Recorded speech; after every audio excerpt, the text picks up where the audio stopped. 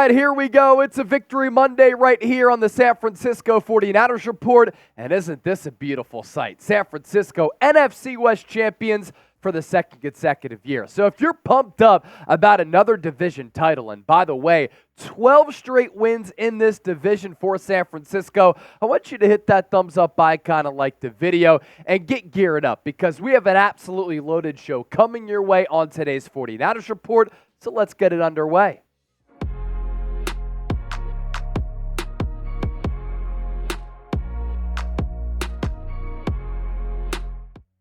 I'm Chase Sr. This is the San Francisco 49ers reporting coming up on today's show. Latest Niners news and analysis after San Francisco's 45-29 win over the Arizona Cardinals. And what a homecoming it was for the second-year quarterback in Brock Purdy. Had a bunch of friends and family members on hand at State Farm Stadium in Glendale, Arizona. And he returned home, balled out, and is now the new NFL MVP favorite. Because while Brock Purdy was chucking dimes and tutties, Dak Prescott was getting dominated and throwing interceptions on the road against the Buffalo Bills. How about these new NFL MVP odds? Purdy atop the leaderboard at minus 190. So right now, the overwhelming favorite to win NFL MVP. I had a lot of confidence that Brock Purdy going into 2023 was going to be able to put together a really special season because what he did last year I thought was extraordinary. And he displayed some marquee improvements game by game all throughout last year, winning 2 playoff games, and I thought that he was the real deal because I love the quarterbacking attributes and the intangibles that he possessed. But nobody really thought that Brock Purdy, going into this week with 3 weeks left in the 2023 regular season,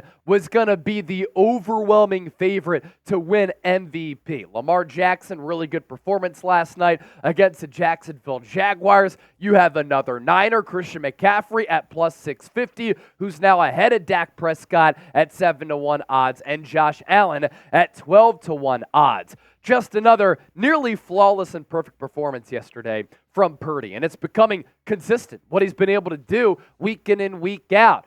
He elevates others.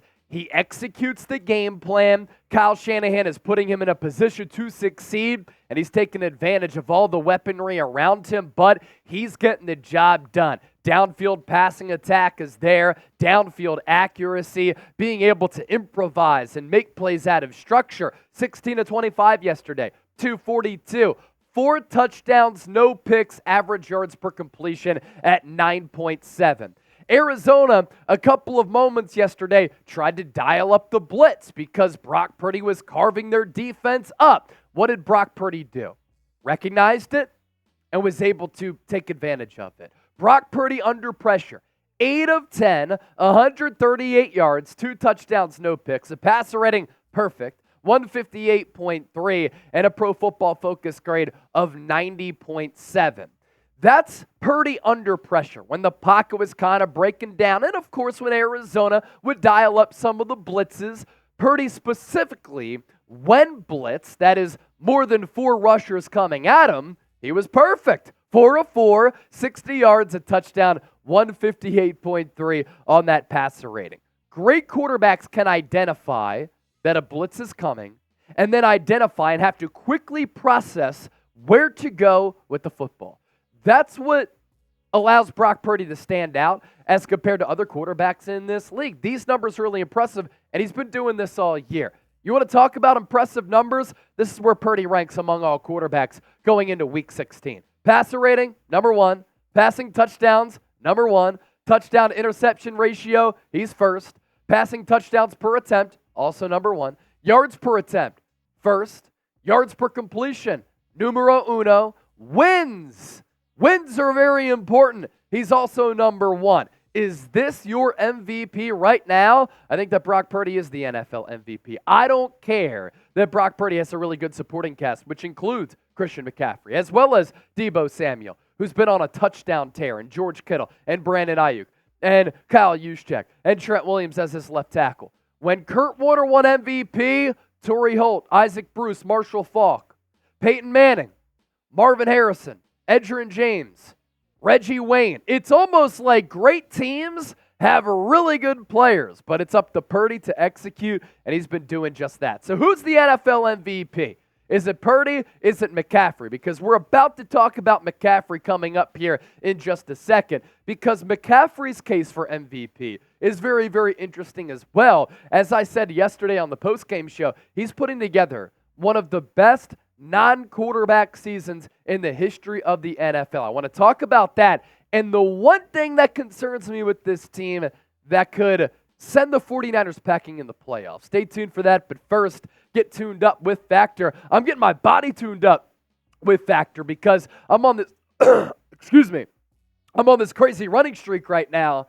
Factor meals are delicious. They're not going to make you cough like that, I promise you. But you can get 50% off when you use the code NinersChat50. With Factor, it's the holiday season, right? We are all so busy, and we don't have a lot of time to do grocery shopping, meal prepping. And when you think about meal prepping, you have to do the cooking, you have to do the preparing, you have to do the cleaning up. You don't have to do that with Factor Meals, America's #1 ready-to-eat meal delivery service. You can choose from a variety of options. Chef-prepared, dietitian-approved meals that are vegetarian, that are protein-heavy, that are keto-friendly as well. And all you have to do is pick your pre-made meals online. They are all prepped and cooked to perfection. You heat them up, you enjoy them. In just a couple of minutes, you're able to savor some of these really good meals. FactorMeals.com/NinersChat50. Get 50% off today. We'll put that link down below in the comment section as well as in the description of this video. If you want to make fun of me for coughing, you could do that as well, but this train keeps rolling. All right, the last non-quarterback to win the NFL MVP award. Who was it? It was actually Adrian Peterson of the Minnesota Vikings back in 2012. And if Christian McCaffrey were to win NFL MVP, he would become the first non-quarterback to do that since Adrian Peterson did it more than a decade ago. When you compare their numbers side by side, AD and CMC, Adrian Peterson ran for more yards than what Christian McCaffrey is going to be able to get to with 3 games left in the regular season. And I would doubt that Christian McCaffrey plays that final game if the Niners already have that #1 seed wrapped up. And by the way, they can wrap it up this upcoming week. Stay tuned to find out how.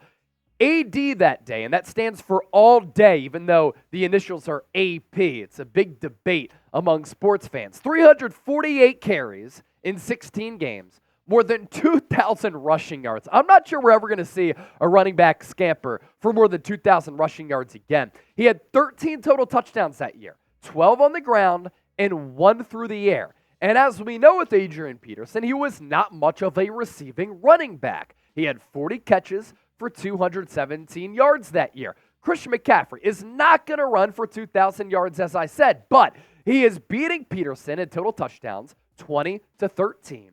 And he is much more of a receiving threat. So him adding that element to his game, him having that element to his game, and then posing that threat toward defenses as a part of this offense makes him a really special and dynamic playmaker. I mean, yesterday he had 3 touchdowns, right? A hat trick after he scored 4 touchdowns against the Cardinals in Week 4 earlier this year.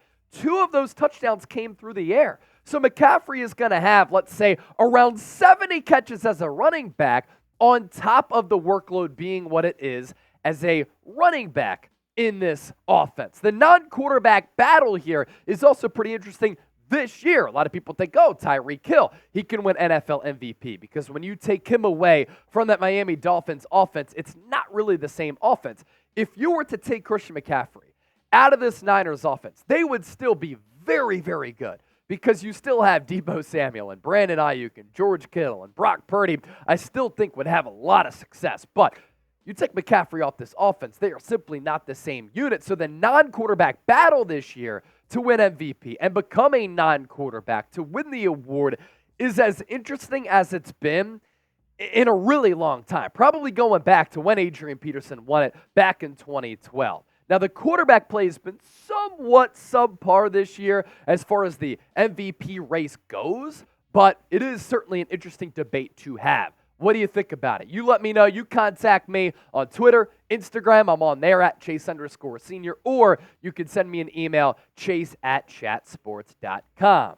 The biggest issue with the San Francisco 49ers that could send San Francisco packing early in the playoffs and curtail their opportunity to win a Super Bowl, it is missed tackles. In the NFL playoffs, you're going to be going up against some really good offensive players, really good offensive schemes, and really good offensive systems, and quarterbacks who can get accurate and get the ball in the hands of their playmakers on time, in rhythm, in space, in stride, so that they can pick up yards after the catch. And if San Francisco continues to struggle tackling, it's going to keep that defense off the field. It's going to lead to more opportunities for those opposing offenses to move the football, move the chains, and put points on the board to extend the game a little bit. The Niners missed 16 tackles against Arizona. That is not good, ladies and gentlemen. 9 different players missed a tackle against the Cardinals yesterday. And this has become a little bit of a theme really all year for the Niners. During that 3-game losing streak earlier this year, it was a massive problem. And San Francisco last week against Seattle had 14 missed tackles. Dominated that football game still. They dominated against Philadelphia too, but had 12 missed tackles. San Francisco has to shore this up and not be as sloppy with tackling if they want to get back to the Super Bowl and get on that quest for 6 and win it. As for how the Niners can clinch the number 1 seed on Christmas, they're going to need some help. They're going to need to beat the Baltimore Ravens. They're going to need Philadelphia to lose at Seattle tonight on Monday Night Football and at home against the New York Giants next week. They're going to need a Dallas loss against Miami on the road after Dallas lost to the Buffalo Bills, and Miami is kind of the AFC version of the Dallas Cowboys, a team that is very, very frustrating and could get physically beat up a little bit. They're also going to need a Detroit loss against Minnesota as well. So there's a lot that has to happen here in order for San Francisco to get that number 1 seed on Christmas. But what a Christmas present that would be for the Bang Bang Niner gang. If you enjoyed today's show, Real One Roll Call. Type Real One down below in the chat. We appreciate all of you for watching. We'll be live on the 49ers Report on Tuesday, so we'll see you then.